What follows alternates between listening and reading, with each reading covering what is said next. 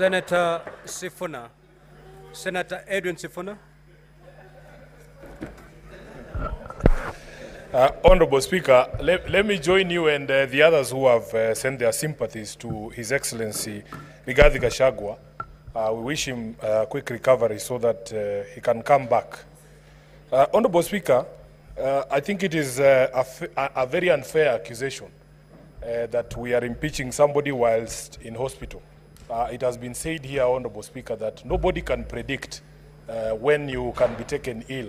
It can happen to any one of us.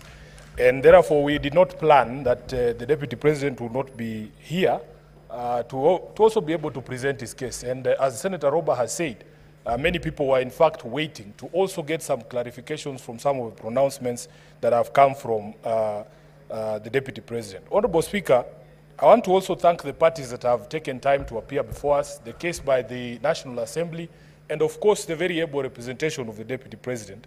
Honorable Speaker, it is clear that the case by the National Assembly is not perfect.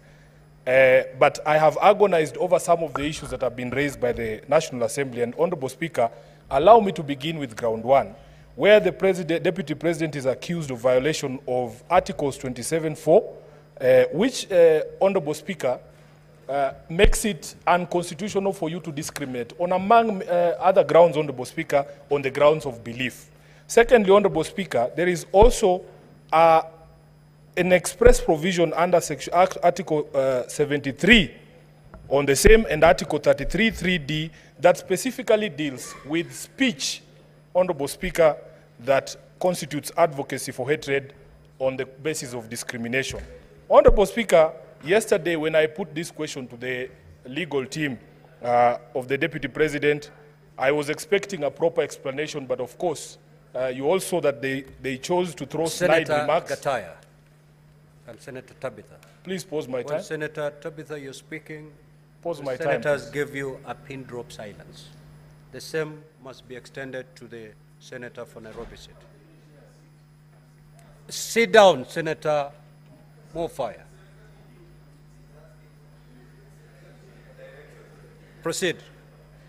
So, Honorable Chair, Honorable Speaker, yesterday when I put this question seeking clarification to the defense team, they chose instead to make snide remarks about appointments that have been made recently of members of my party, ODM. Honorable Speaker, I have agonized about some of the things that the Deputy President has said. In fact, in my entire time as an elected leader, I've met the Deputy President only once, and this is the second occasion when he was in the House.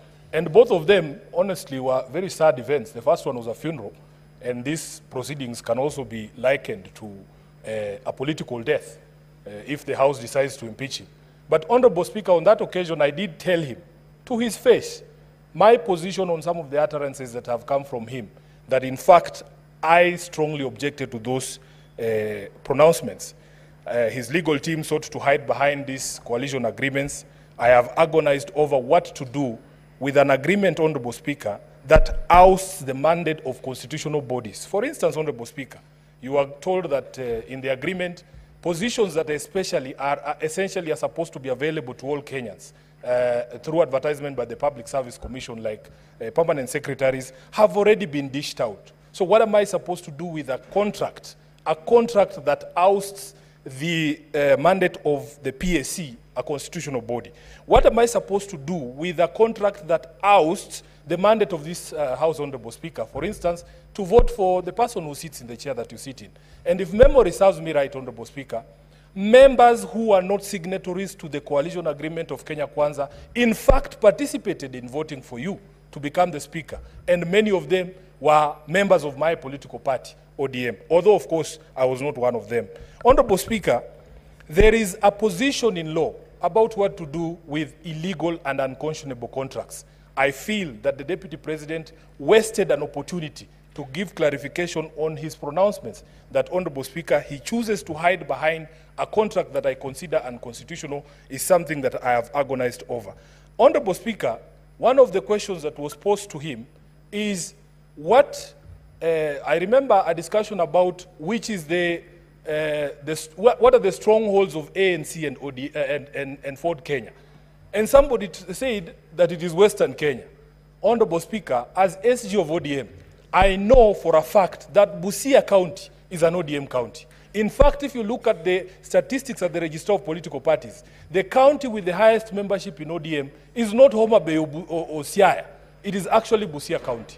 So the question I'm being asked by my members from Busia is, Honorable Speaker, if a member of ODM who resides in Busia wanted to be a permanent secretary, does he take his application to the local Ford Kenya office so that he can access the 30% for Western Kenya? And that is the agony, Honorable Speaker, that people are going through. Honorable Speaker, there was also the conversation around the public attacks on a judge. As a lawyer, as an advocate of the High Court, sworn to defend the Constitution, I agonize over what I'm supposed to do with public attacks on judicial officers, Honorable Speaker, people that I appear before seeking justice for my clients. Honorable Speaker, we have a discussion around also attacks on intelligence institutions in our country and the Director General of the Intelligence. Honorable Speaker, it was argued here that in fact, as a member of the National Security Council, the Deputy Speaker has a forum, the Deputy President has a forum to bring... Senator Karen Nyamu.